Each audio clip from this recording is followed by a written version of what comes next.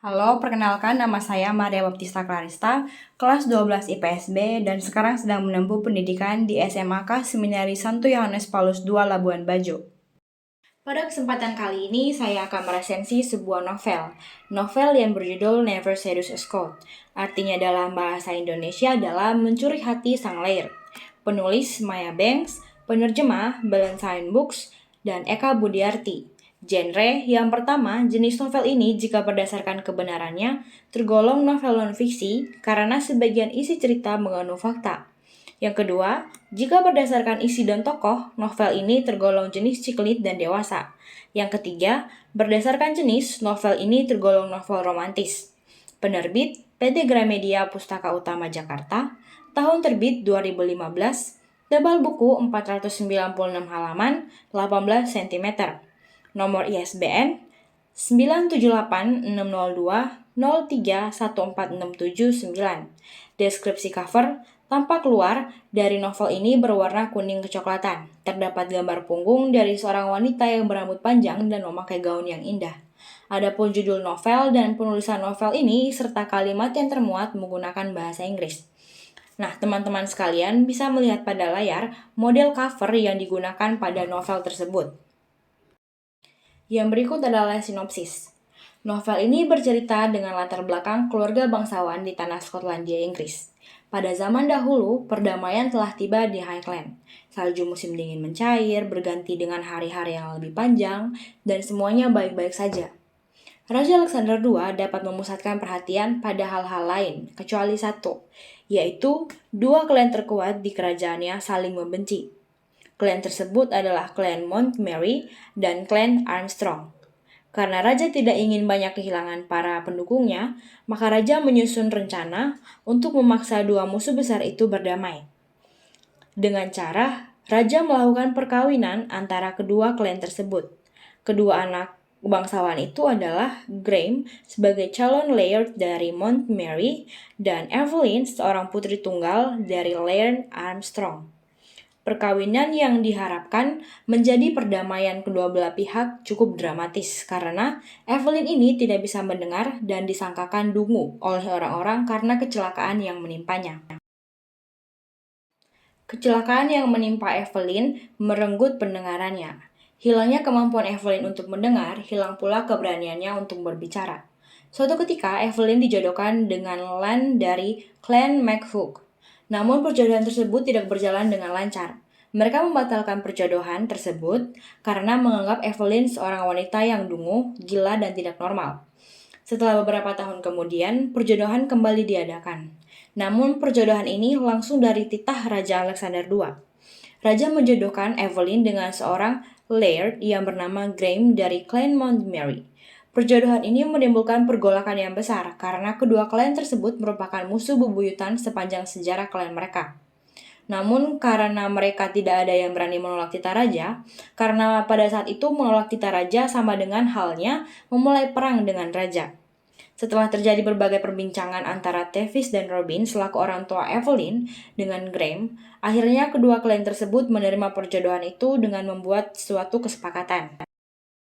Setelah 1 bulan pernikahan berlalu, Evelyn masih saja belum diterima oleh kaum dari klan Montgomery, karena mereka beranggapan bahwa Evelyn adalah wanita hina yang menginjakkan kakinya di daerah musuh. Mereka memperlakukan Evelyn layaknya seorang pembantu. Namun Graham selalu membela Evelyn karena ia tahu bahwa Evelyn tidak bersalah dan tidak pantas dipandang hina. Sehari-hari mereka melakukan aktivitas layaknya pasangan suami istri. Evelyn diterima baik oleh keluarga Graham dari saudara dan juga saudarinya yang bernama Rory, Bowen, dan juga Tig. Setelah beberapa bulan kemudian, semuanya baik-baik saja sampai akhirnya pendengaran Evelyn membaik dan ia bisa berbicara karena Graham selalu sabar dan sayang terhadap dirinya. Seiring dengan berjalannya waktu, suatu kenyataan terungkap bahwa keduanya saling mencintai. Terlebih lagi, Evelyn sedang mengandung. Namun kehidupan mereka tidak berjalan mulus karena kehadiran Lan McHugh yang mencoba untuk memisahkan mereka. Yang terjadi ialah keselamatan Evelyn dan janinnya terancam.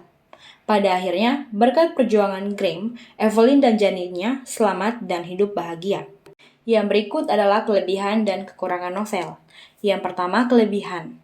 Novel ini memiliki caranya tersendiri untuk membuat pembaca ikut merasakan apa yang terjadi dengan menggunakan gaya bahasa yang ringan sehingga mudah dimengerti dan juga mudah dipahami. Yang kedua, kekurangan. Pada novel ini, tidak menggunakan gambar seorang pria, sedangkan cerita ini menjelaskan kisah dari sebuah pasangan suami dan istri. Yang berikut adalah unsur intrinsik, yang terdiri dari 8 bagian. Yang pertama tema, kedua alur, ketiga tokoh, 4 penokohan, 5 latar, 6 sudut pandang, 7 amanat, dan 8 gaya bahasa. Yang pertama adalah tema. Tema yang digunakan adalah kekeluargaan dan juga perjuangan. Yang kedua adalah alur. Alur yang digunakan adalah alur campuran, yaitu campuran dari alur maju dan juga alur mundur. Yang ketiga adalah tokoh. Tokoh-tokoh yang terdapat di novel adalah Raja Alexander II, Evelyn, Graham, Tavis, Robina, Bowen, Vic, Rory, Brody, Aiden, Len, Patrick, Dunbar, Nigel, Pastor Drummond, Kirsten, Mary, dan Nora. Yang keempat, penokohan. Yang pertama, Raja Alexander II dengan sifat bijaksana dan bertanggung jawab. Yang kedua, Evelyn dengan sifat penyabar, rendah hati, pekerja keras, egois, penakut, dan tertutup. Yang ketiga, Graham dengan sifat adil, bijaksana, bertanggung jawab, dan juga setia. Yang keempat, Tavis dengan sifat bijaksana, egois. Yang kelima, Robina dengan sifat penyayang dan juga murah hati. Yang keenam, Bowen dan juga Vic dengan sifat pemarah dan setia. Yang ketujuh, Rory dengan sifat jahil, cerewet dan juga pemarah. Yang kedelapan, Brody dan Aiden dengan sifat penyayang, bertanggung jawab dan baik hati. Yang kesembilan, Ian dan Patrick dengan sifat licik dan penipu. Yang ke-10, Dunbar, Nigel, dan Pastor Drummond dengan sifat setia dan juga bertanggung jawab. Yang ke-11, Kirsten, Mary, dan Nora dengan sifat licik, bermulut kasar, dan juga sombong. Yang kelima, latar. Latar yang digunakan ada tempat, waktu, dan juga suasana. Yang pertama, tempat. Yang kerajaan, padang rumput, halaman belakang, sungai, ruang makan, dapur, kamar tidur, penjara, terowongan bawah tanah. Yang kedua, waktu. Zaman dahulu, pagi, siang, sore, malam, dan seharian. Yang ketiga, suasana. Sedih, senang, tegang, kecewa, suram, dan juga gelap. Yang keenam, sudut pandang. Sudut pandang terdiri dari yang pertama, orang pertama tunggal yaitu aku, orang pertama jamak yaitu kami, orang kedua tunggal yaitu kau dan Anda. Orang ketiga tunggal yaitu dia dan penyebutan nama, orang ketiga jamak yaitu mereka. Yang ketujuh, amanat. Di balik setiap rintangan pasti ada jalan keluar. Keberanian, pantang menyerah, sabar, dan semangat dalam keadaan apapun akan membawa buah yang baik di sekitar kita.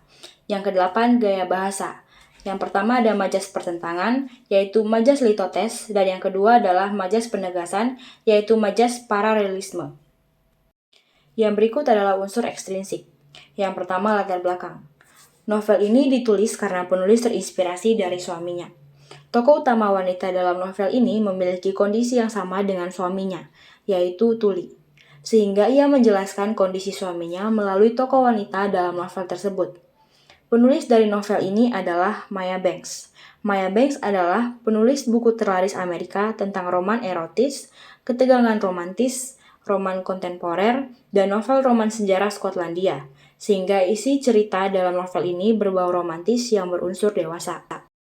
Nilai-nilai yang terkandung dalam novel. Yang pertama, nilai moral, saling menolong, kebijaksanaan, kerendahan hati, perjuangan, rela berkorban, dan bertanggung jawab.